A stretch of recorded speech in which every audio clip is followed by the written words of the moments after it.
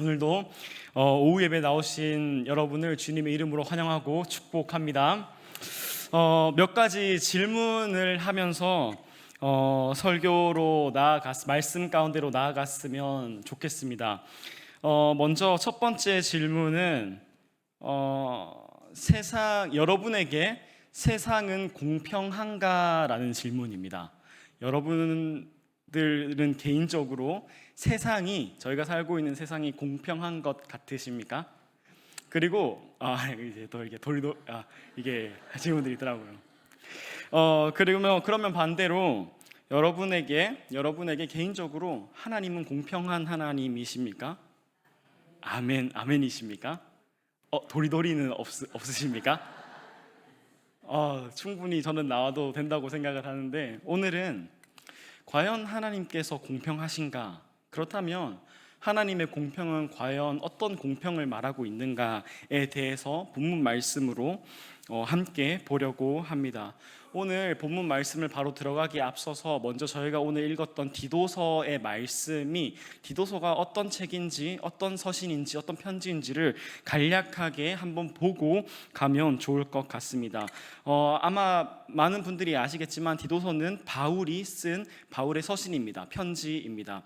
누구에게 쓴 것이냐면 디도라는 사람에게 썼는데, 디도는 바울의 신임을 받은 동역자 중에 한 명입니다. 바울과 함께 사역했던 사역자라고 볼 수 있습니다. 디도가 사역을 하는 지역이 있었는데 그 지역의 이름이 그레데라고 하는 섬이었습니다. 그래서 디도가 거기서 사역을 하고 있었는데, 그레데라는 섬을 저희가 조금 알아볼 필요가 있는데, 그레데는 그 문화가 악하기로 소문나 있던 지역이었습니다. 문화가 악하다라는 거죠. 그래서 그레데라는 이 지명으로 파생돼서 나온 말 중에 하나가 거짓말쟁이라는 말도 있다라고 할 정도로 그 지역은 사람들을 서로가 서로를 속이기로 유명했고, 폭력과 성적 타락이 만연한 곳인 것으로 유명한 지역이라고 합니다. 그런 지역에서 사역을 하고 있는 디도에게 바울이 편지를 쓴 것입니다. 주된 목적과 그 중심은 그 그레데라는 그 악한 섬임에도 불구하고 그 가운데 교회를 세우고 그 가정의 교회들이 회복되기를 원하는 마음으로, 하나님의 자녀는, 그리스도를 믿는 사람은 이렇게 살아야 됩니다 라고 하는 게 디도서의 주된 내용입니다. 이런 내용을 가지고 제가 디도서를 천천히 읽어가고 있는 와중에 걸리는 부분이 한 부분 있었습니다. 읽다가 멈칫하는 부분이 있었던 거죠. 이해가 되지 않는 부분이 있었습니다. 그 부분이 바로 오늘 저희가 읽은 디도서 2장 9절과 10절 말씀입니다. 다시 한번 띄워주시겠습니까? 네, 뭐라고 나와 있냐면, 종들은 자기 상전들에게 범사에 순종하여 기쁘게 하고 거슬러 말하지 말며. 여기서 제가 막혔습니다. 왜 막혔냐면, 첫 번째 이유는 하나님께서 왜 노예 제도를 허락하셨을까 하는 문제였습니다. 우리가 사랑의 하나님이라고 말하고, 공의의 하나님이라고 말하고, 선하시고 신실한 하나님이라고 말하는데 왜 하나님께서는 노예 제도를 허락하셨을까? 여기서 잘 넘어가지지가 않았습니다. 깊은 묵상 가운데, 그리고 고민 가운데 여차저차 넘어갈 수 있었습니다. 그냥 사람의 악함으로 인해서 하나님께서 그 악함을 어느 정도 허락하셨을 수 있지, 다 하나님의 주권 가운데 있는 거지라고 하면서 노예 제도는 넘어갈 수 있었습니다. 근데 진짜 저를 이 구절을 더 이상 읽지 못하도록 막는 게 하나가 있었습니다. 그게 뭐냐면 바로 바울의 가르침이었습니다. 정말 노예 제도가 잘못되었다면, 그리고 이 노예 제도가 하나님께로부터 온 것이 아니라 악했다면, 바울은 노예들에게 자유와 해방에 대해서 선포해야 하지 않을까라는 의문이 들었습니다. 여러분, 어떻게 생각하십니까? 정말 바울이 신학자라면, 하나님의 말씀을, 하나님의 나라를 선포하는 사람이라면 그 종들에게, 그 노예 제도에 있어서 자유와 해방을 선포해야 되는 것이 아닌가라는 질문이 저에게 있었습니다. 근데 이런 말은 하지 않은 채 바울은 뭐를 말하고 있냐면, 그 종들에게, 그 노예들에게 인내와 자족하는 방법을 말하고 있었던 것입니다. 주어진 것에 감사하고 주어진 주인에 감사하라는 말을, 신실하게 순종하라는 말을 하고 있는 것이었습니다. 이 말이 저에게 너무 부당하게 들렸습니다. 이게 맞나? 라는 생각이 많이 들었습니다. 심지어 저희가 앞서 보았듯이 그레네라는 그 섬, 그 지역은 그 문화가 악하기로 소문이 나 있는 지역이었으면 그 노예들의 힘듦은 아마 저희가 상상할 수 없을 만큼 힘들었을 거라고 저는 생각이 듭니다. 근데 어떻게 바울이 분명 알았을 텐데, 그 종들의 삶들을 분명 알았을 텐데, 바울은 어떻게 자유와 해방에 대해서 말하지 않고 그 주인들에게 그 자리에서 순종하라고 말할 수 있었을까라는 의문이 들었습니다. 과연 이 말을 듣는, 이 디도서를 읽는 종들은 과연 이걸 어떻게 받아들였을까 하는 생각이 들었습니다. 아마 억울했을 겁니다. 아마 이해하기 쉽지 않았을 겁니다. 그런 고민이 저에게 계속해서 있었을 겁니다. 과연 이 종들이 하나님은 공평하신 하나님이다 라는 이 말을 쉽게 인정할 수 있었을까 하는 고민이 들었습니다. 제가 저의 절친한 친구가 한 명이 있습니다. 중학교 때부터 알고 지냈던 친구였는데, 중학교, 고등학교를 같이 다녔고 대학은 다른 데서 다녔음에도 불구하고 그 친구와 종종 연락을 하고 그 친구의 삶을 누구보다도 더 잘 안다고 제가 자부할 수 있을 만큼 친한 친구가 한 명 있었습니다. 그 친구의 가정사에 대해서도 제가 너무너무 잘 알고 있었는데, 그 친구는 그 가정이 독특하다라고 좀 순화해서 말을 하는 게 참 좋을 것 같습니다. 그 친구는 할머니 손에서 자라났고 어머니는 안 계셨으며, 그래서 아버지와 할머니 손에서 자라난 아이였습니다. 그리고 제가 말하지는 못하지만 상당히 많은 상처가 있는 아이였음에도 불구하고 나쁜 길로 어긋나지 않게 열심히 살아가는 제 친구였습니다. 그래서 그 친구가 자신의 아버지와 할머니에 대한 사랑이 상당히 애틋한 친구였습니다. 근데 제가 정확히 기억이 나지 않는데 2017년도인가 7년도인 것 같아요. 그때쯤 그 친구의 할머니가 돌아가셨다는 소식을 들었습니다.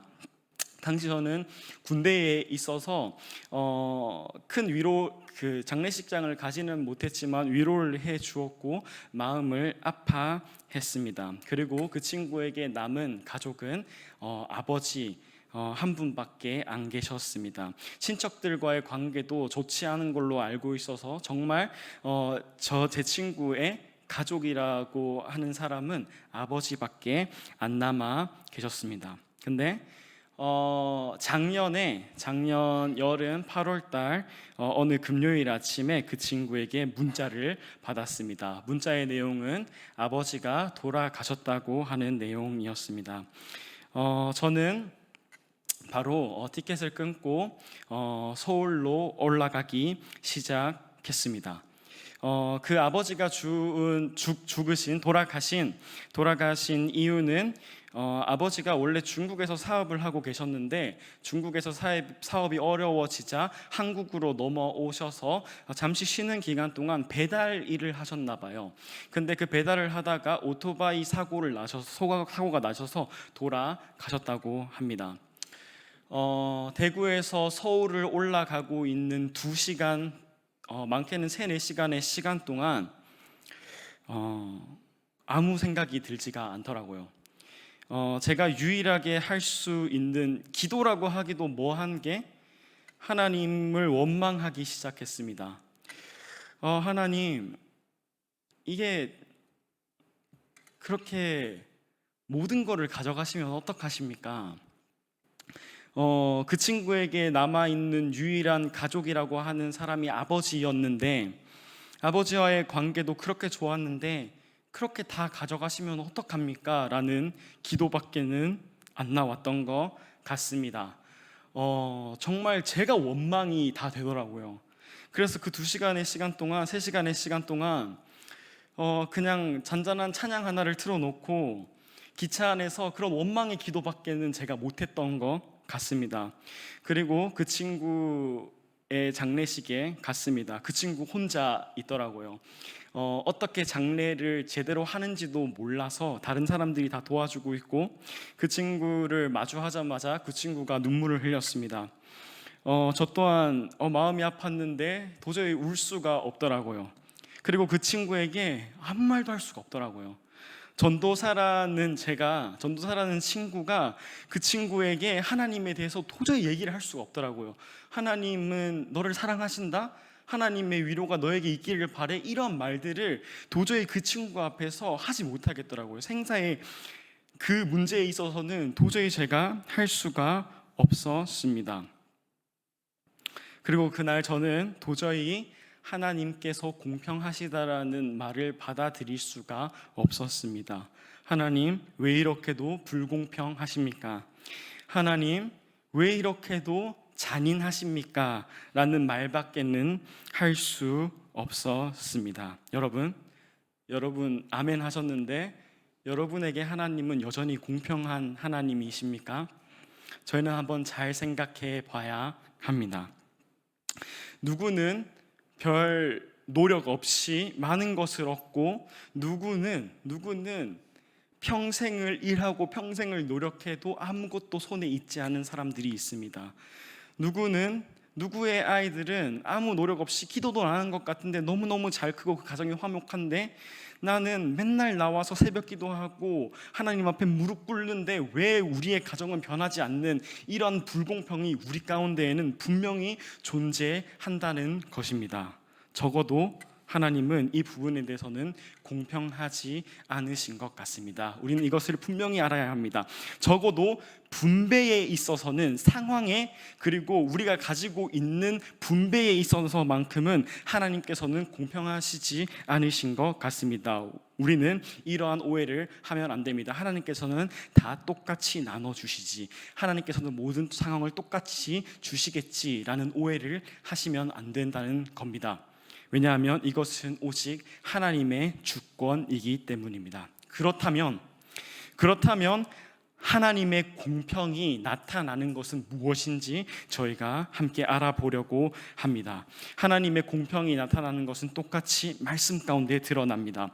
마태복음 25장에 달란트 비유를 여러분이 잘 아실 겁니다. 그래도 혹시 모르시는 분들을 위해서 달란트 비유를 조금 설명을 해드리자면, 주인이 있었고 종이 있었습니다. 종은 3명이 있었고, 주인이 종에게 달란트를 나눠주기 시작합니다. 첫 번째 종에게는 5달란트, 두 번째 종에게는 2달란트, 마지막 종에게는 1달란트를 남겨주십니다. 그리고 이 달란트를 이 주인이 돌아오기 전까지 알아서 잘 사용하라고 하십니다. 잘 벌어오라고 하시는 것입니다. 여기서부터 저희는 알 수 있습니다. 하나님께서는 주인은 달란트를 공평하게 나눠주시지 않았습니다. 누군가에게는 5달란트, 누군가에게는 2달란트, 누군가에게는 1달란트를 주셨습니다. 그리고 그 이야기의 끝은, 그 비유의 끝은 이렇습니다. 주인이 다시 돌아와서 묻습니다. 너네가 이 달란트를 어떻게 사용했니? 첫 번째 5달란트를 받은 종은 이렇게 말합니다. 제가 노력해서 5달란트를 벌었습니다. 10달란트입니다. 주인은 말합니다. 잘하였도다 착하고 충성된 종아. 그리고 두 번째 종이 옵니다. 2달란트를 받은 종입니다. 똑같이 2달란트를 남겼습니다. 말씀하십니다. 잘하였도다 착하고 충성된 종아. 그리고 1달란트를 받은 사람이 왔습니다. 아무것도 남기지 못하고 1달란트가 있었습니다. 주인은 그 종에게 악하다라고 말하고 있습니다. 하나님께서는 공평하게 나눠주시지 않았습니다. 근데 하나님께서 보시는 게 있었습니다. 뭐였죠? 주인이 보는 게 있었습니다. 얼마를 남겼느냐 하는 거를 주인은 봤습니다. 하나님께서는 얼마를 남겼느냐 하시는 거를 봤다라는 겁니다. 하나님의 공평함은 우리에게 몇 달란트를 주셨는지, 우리가 몇 달란트를 가지고 있는 것이 하나님의 공평함이 아니라, 하나님의 공평함은 우리에게 몇 달란트를 주셨는지를 기억하신다는 겁니다. 그리고 하나님께서 보시는 것은 그 가지고 있는 달란트로 몇 달란트를 남겼냐 하는 것이 하나님께서, 주인이 보는 것이라고 하는 겁니다. 이게 은혜입니다. 세상 사람들은 몇 개를 가졌는가에 집착합니다. 몇 개를 가졌는가에 대해서 그 사람의 가치를 결정하고 그 사람의 대단함을 결정하려고 합니다. 그렇기에 우리는 삶에서 불공평하다, 세상을 불공평하다, 더 나아가서 하나님은 불공평한 것 같다라고 말을 하는 겁니다. 근데 하나님께서 보실 때 성공한 인생은 몇 개를 지금 당장 가지고 있는 것이 아니라 몇 개를 남겼느냐 하는 것입니다. 저희는 교회 가운데에서 50달란트를 남긴 사람들을 너무 부러워해요. 그리고 내가 1달란트를 남겼으면 너무너무 부끄러워합니다. 근데 만약에 그 50달란트 남긴 사람이 하나님께 100달란트를 받았다면, 그래서 50달란트를 받았고, 만약에 내가 받은 달란트가 1달란트였는데 1달란트를 남겼다면 하나님께서는 1달란트를 받고 1달란트를 남긴 사람에게 잘하였도다, 착하고 충성된 종이라고 말씀하실 것입니다. 이게 하나님의 공평입니다. 제가 요즘 이제 중고등부를 이제 1년 반째 맡고 있으면서 중고등부에 대한 고민을 정말 참 많이 합니다. 그리고 여러분에게 이렇게 말하기는 참 부끄러운데, 솔직한 말씀으로 드리면 아직도 적응을 못한 것 같은 경우가 너무나도 많습니다. 아이들이 정말 죄송한데 이해가 되질 않습니다. 아이들이 하는 행동과 아이들이 하는 말과, 아니 아무도 교회 오라고 말한 사람이 없는데 설교 시간에, 예배 시간에 와서 화내고 짜증내는 모습들을 보고 있으며, 저 친구들은 왜 여기 와 있을까라는 생각이 들고 참 쉽지가 않습니다. 그리고 참 화나는 거는 뭐냐면, 그 아이들이 우리 교사 선생님들에게 대하는 태도를 보면 정말 화가 날 때가 너무나도 많습니다. 정말 욱욱하면서 그 욱을 참아내느라고 그 아이와 선생님이 있는 그곳에 제가 도저히 가지를 못하겠더라고요. 그런 상황 가운데에 제가 중고등부 아이들에 대한 고민을 정말 많이 하고 있는 와중에 한 가지 느낀 것이 한 가지 있습니다. 그거는 뭐냐면, 이 요즘 시대의 중고등부 아이들 가운데는 뭐가 있냐면 빈부격차가 있다라는 겁니다. 여러분은 빈부격차 하면 뭐가 생각이 나십니까? 적어도 저는 빈부격차라는 단어를 들었을 때 한 나라에 잘 사는 사람들이 있고 못 사는 사람들이 있다, 잘 사는 동네가 있고 못 사는 동네가 있다, 이 정도까지밖에 이해가 되지 않습니다. 근데 요즘은 이 빈부격차가 큰 나라에서 나타나는 것이 아니라 조그마한 도시 안에서의 이 빈부격차가 너무나도 심하다라는 겁니다. 이제는 부모가 얼마를 벌고 얼마를 해줄 수 있냐에 따라서 이 아이들이 이 세상 가운데 즐길 수 있는 것과 그 당당함이 달라집니다. 이 친구는 매주 핸드폰을 바꾸고 아이패드를 사며 여러 가지 전자기기들, 여행을 가며 많은 것을 누리지만 이 아이는 누리지 못합니다. 여기에서 나오는 빈부격차가 너무나도 크고, 이게 아이들을 참 많은 못된 길로 인도한다는 것을 제가 많이 느꼈습니다. 그리고 정말 죄송하지만 이 칠곡 지역 가운데에 이런 아이들이 너무나도 많다라는 겁니다. 저희가 전도 단체를 하고 있고 아이들을 위한 이벤트를 많이 하고 있는데, 대구의 그런 유명한 신도시나 좋은 도시나 아니면 서울에 가보면 초등학교 아이들을 보면 다 부모님과 함께 다니는 아이들이 참 많습니다.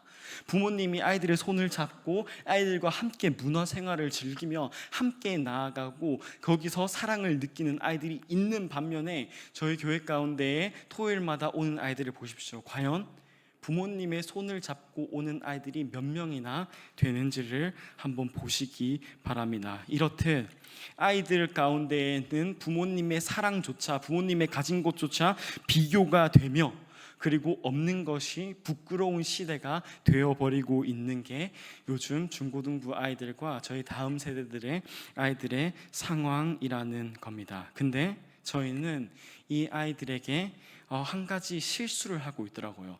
저희는 아니라 저라고 할게요. 저는 이 아이들에게 한 가지 큰 실수를 하고 있더라고요. 그게 뭐냐면 성경의 이야기를 하면서 성경의 이야기를 가지고 이 아이들에게 너무 허황된 꿈을 심어준다라는 겁니다. 아마 이런 경험 있으실 겁니다. 요셉과 다니엘의 이야기를 가지고 아이들에게 설교하고 아이들에게 이야기를 해줄 수 있을 겁니다. 와, 너네는 요셉처럼 자라면 돼. 다니엘처럼 자라면 돼. 봐봐, 이렇게 힘들었는데 이렇게 성공했잖아 라고 말하면서 아이들에게 꿈을 부풀리며 우리가 소위 말하는 비전을 심어준다라는 말을 합니다. 근데 여기는 한 가지 큰 오류가 있습니다. 뭐냐면 요셉과 다니엘의 이야기는 이 사람들이 이 요셉과 다니엘이 얼마나 잘 됐냐가 중요한 게 아니라 하나님께서 주어진 삶 가운데에서 순종하면서 하나님의 약속과 이스라엘 백성들에게 했던 언약을 성취하는 겁니다. 제가 무슨 말을 하고 싶은 거냐면 저희가 이런 허황된 꿈과 좋은 것을 말하는 게 지금 아이들에게 전혀 설득력이 없다는 것입니다. 얘들아, 너네 힘들지? 괜찮아. 하나님께서는 너네를 사랑하셔. 너네 아마 잘 될 거야. 하나님만 잘 믿어봐. 너네 세상 가운데서 성공할 수 있을 거야 라는 말이 사실은 아이들에게 크게 설득력이 없다라는 겁니다. 뜬구름 잡는 얘기라는 겁니다. 그러면 저희는 무엇을 선포해야 하고 무엇을 가르쳐야 할까요? 저희가 아이들에게 말하고 저희가 믿어야 될 것은 뭐냐면 하나님의 분배의 공평함이 아니라 바로 사랑의 공평을 얘기해야 되는 겁니다. 세상 사람들이 아이들을 판단할 때는 아이들의 외관을 가지고 판단하고 아이들이 가진 것을 가지고 판단하고 아이들의 능력을 가지고 판단하지만 아니, 하나님께서는 너희를 그런 걸로 판단하지 않으셔. 하나님께서는 너희가 하나님과 함께 동행하는 가운데에 너희가 하나님과 함께 한다면 그 자체로 하나님은 너희를 사랑하시고 하나님은 너희를 판단하신단다라는 말을 해줘야 된다라는 겁니다. 그래서 하나님께서는 너희 삶이 어떤가 너희 삶의 그런 높낮이를 판단하시는 것이 아니라 너희가 주어진 상황 가운데 하나님께 충성한다면, 그래서 그 나타나는 것이 많지 않을지라도 그 가운데 너네가 순종한다면 그 가운데 하나님의 은혜고 다른 사람과 비교해서 다를 게 없는 똑같은 하나님의 사랑의 공평함이 너네 가운데 있을 거야 라는 말을 저희가 해야 된다라는 겁니다. 여러분이 원하시는 공평함은 어떤 공평함입니까? 여러분 혹시 공평하지 않다고 느끼시는 분들이 있으십니까? 하나님의 공평은, 그리고 그 공평의 기준은 상황과 조건이 아닙니다. 하나님의 공평은 사랑이고 그 사랑은 예수 그리스도입니다. 그리고 우리의 자격을 회복하는 것이 하나님의 공평이고 하나님께서 어떻게 인도하시든지 어떤 식으로 우리의 삶을 인도하시든지 우리의 삶이 하나님께 붙잡힌 바 되었다면 그게 그 안에서 만족하는 것이, 만족할 수 있는 것이 하나님의 최고의 공평입니다. 여러분의 삶과 그 가정이 하나님의 손 안에 있는 인생과 가정이 되기를 간절히 소망합니다.